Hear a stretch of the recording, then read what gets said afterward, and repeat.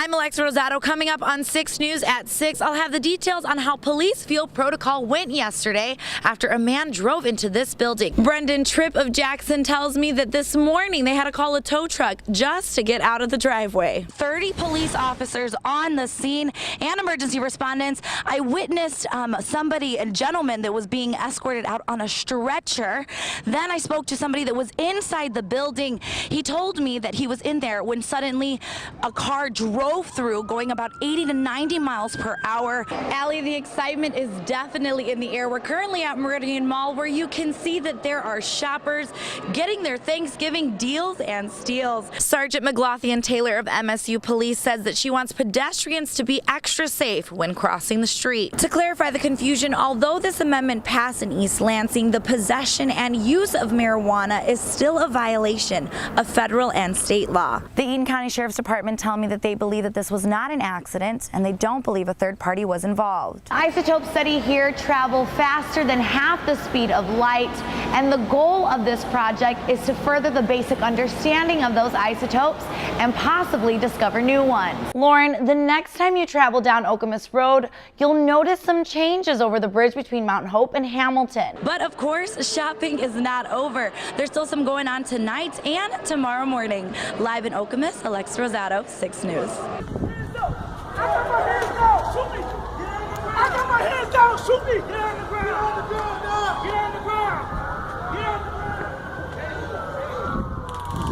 the ground! That is the sound of a man in police moments after his car smashed into the Mid-Michigan Physicians Medical Center. First information that was dispatched was there was a subject there that was causing a disturbance. Security at the facility had blocked the man from entering, and then they called police. Chief Kay Hoffman of Lansing Township Police says they were already on their way when more calls said the situation was quickly escalating. One call even suggesting the man had a gun. They went in knowing that there was a possibility that there was a vehicle or a situation where we had an armed suspect or suspects. We didn't know at that point how many people we might have involved. Hoffman says regardless of the color of uniforms, all law enforcement came together. And when the man said this, police response was the right one.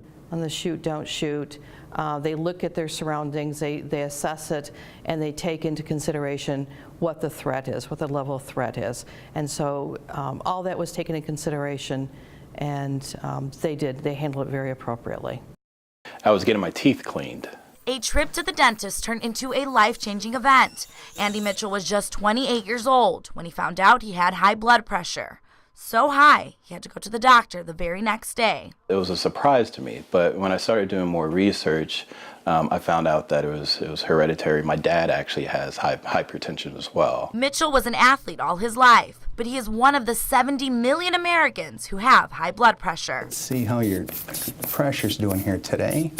David Woltman is a nephrologist who works with patients with hypertension. He said symptoms are rarely obvious. It's called the silent killer for a reason. A lot of people walk around with high blood pressure, they just don't know it.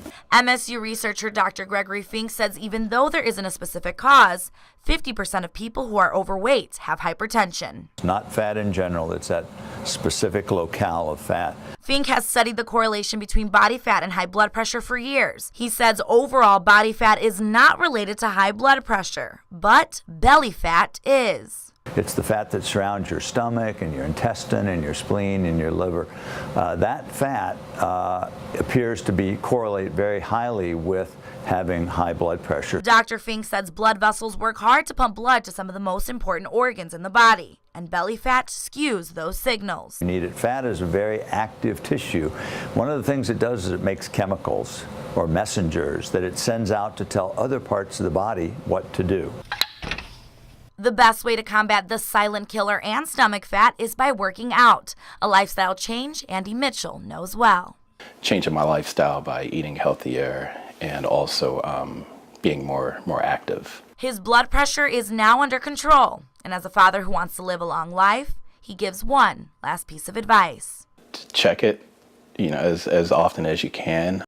And within the first 45 minutes I was there, at least 24 deer were brought in. Hunters say there are a lot of good bucks out there this year, and they are excited for the firearms season ahead. A sunny, warm November day with plenty of deer coming in. Day one of firearm deer season treated hunters well. Much better this year than last year. Lots of folks, lots of shots, lots of happy people, and some really nice deer as well. Seasoned hunters and those who went out for the first time all say they are happy with the bucks they saw in the field. And I was like, no, there's a bigger deer behind him with lots of antlers, and I really wanted to get the antlers so I can mount them. Sarah Dunn went out with a gun today for the first time. She had doubts she'd be able to shoot an animal, but says that all changed when she was faced with a 10-point buck, one she's proud to be taking home on her very first day. But it's exciting to have the antlers to kind of like prove that I did it.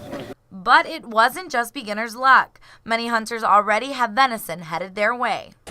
And I got a 5-point buck today. I did get a really great buck. I got my best buck ever with my bow this year.